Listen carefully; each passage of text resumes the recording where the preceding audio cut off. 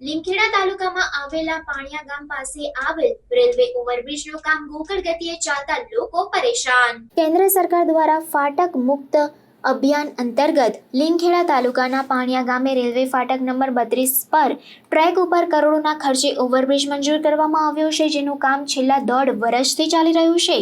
પાણિયા ગામે આવેલા રેલવે ફાટક પરથી મોટી બાંડીબાર અને સિંગવડ તરફના 30 થી 35 ગામડાઓના લોકો પસાર થતા હોય છે। આ વિસ્તારમાંથી કોઈ બીમાર વ્યક્તિને ઇમરજન્સી સારવાર માટે દવાખાને પહોંચાડવામાં રસ્તામાં આવતા આ પાણિયા ફાટકને કારણે કોઈ ગંભીર બીમાર દર્દીનું છાસવારે મૃત્યુ થઈ જતું હોય છે। તાત્કાલિક દર્દીને સારવાર માટે પહોંચાડવામાં રસ્તામાં આવતું પાણિયા ફાટક ક્યારેક બંધ હાલતમાં મળે ત્યારે સ્વજન ગુમાવવાનો વારો આવે છે। કેન્દ્ર સરકાર દ્વારા 35 થી વધુ ગામોના લોકોને આ ફાટક પર રોકવું ન પડે અને સરળતાથી સમયસર પસાર થઈ જવાય તે માટે કરોડોના ખર્ચે આ ફાટક પર ઓવરબ્રિજનું નિર્માણ કરવામાં આવી રહ્યું છે, પરંતુ છેલ્લા 1.5 વર્ષથી ધીમી ગતિએ ઓવરબ્રિજનું બાંધકામ કરાતું હોવાથી આ વિસ્તારના લોકોને રસ્તામાં માલ સામાનનો ખડકલો પડેલો હોવાથી અવરજવરમાં ભારે મુશ્કેલી પડી રહી છે।